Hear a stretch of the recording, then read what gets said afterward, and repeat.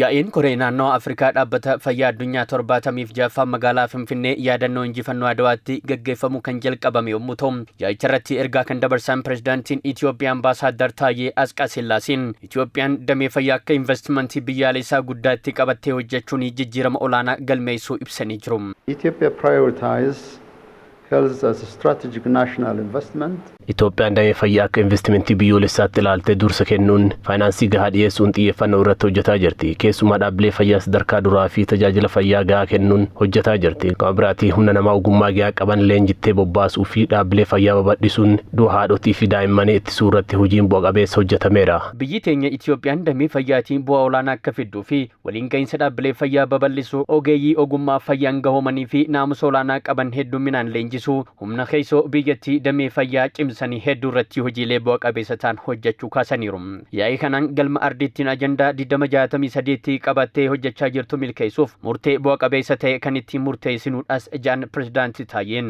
The decisions we make here today must extend far beyond. Murtee yaa'ii kanaan murteessinuu marii ol ta'uu qaba. Galma ajandaa 2063 akka ardiitti damee fayyaatiin qabame uummata Afrikaa fayya qabeessaaf cimaa ta'e uumuu jedhu milkeessuu keessatti yaa'ii qooda guddaa qabu. Riiformiin dhaabbilee fi caaseffamuu seektara fayyaa Itoophiyaa keessatti taasifamelleen galma kana dhugoomsuu fi shoora olaanaa taphataa jira. Yaa'iin kun damee fayyaa keessatti utubaa ijoo 5 irratti xiyyeeffatuun kan gaggeeffamu ta'uu Afrikaatti sirna fayyaa itti fufiinsa qabu ijaaruu, tajaajila kunuunsa fayyaa sadarkaa jalqabaa cimsuu, sirna fayyaa dijitaalaa ijaaruu, dandeettii ogeeyyii fayyaa cimsuu, qorsootaaf talaallii adda addaa humna ifiin oomishu guddisuun dhimmoota murteessoo.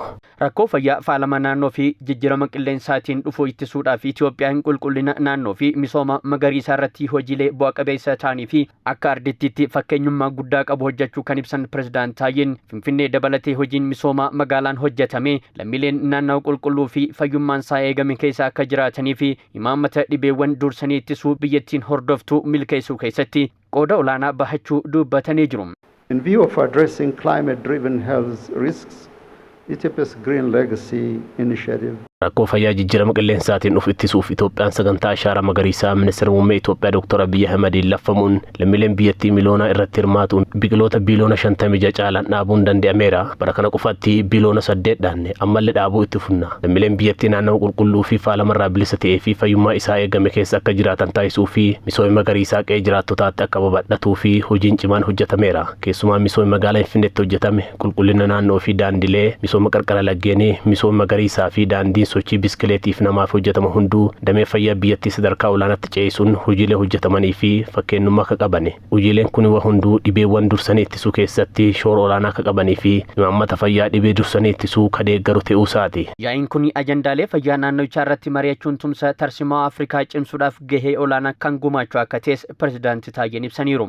Africa should lead the climate health agenda. Afrikaan ajandaa fayyummaa qilleensaa jabeessitee hoogganuu qabdi. Akkuma beektan Itoophiyaan bara faranjootaa 2027 asuma Finfinneetti yaa'ii jijjiirama qilleensaa COP32 keessummeessuuf deemti. Kun ammoo Afrikaanonni sirna fayyaa waaraa qilleensaa uumuratti akka tarsiimoo tokko irratti hojjennu nu taasisa. Hundaa ol Afrikaa faayinaansiilee ta'ee galteewwan fayyaa biraatiin illee eenyu irratti hirkatuu hin qabdu. Dureewwan ardii tanaa uummata isaaniif tajaajila fayyaa dhaqqabamaa fi waaraa ta'e kennuu fi xiyyeeffannoo hojjetuu qabu. Sagantaa kanarratti pirezidaantiin Federii Taayyee Asqasillaasee Komishinara Komishinii Gamtaa Afrikaa Muhammad Ali Yusuf, Ministeerri Fayyaa Itoophiyaa Dr. Magadas Dhaabaa akkasumas Daayirektarri naannoo Afrikaa dhaabbata fayyaa addunyaa Dr. Muhammad Yaaqub Jabaanii dabalatee biyyoonni miseensa dhaabbata fayyaa addunyaa Afrikaa 47 irraati ministeeronni fayyaa hooggantoonni mootummaa olaanoon ogeeyyiin fayyaa michoonni misoomaa akkasumas hooggantoonni dhaabbilee naannoo fi idil addunyaa yaa'ii kanarraa qooda fudhachaa jiru.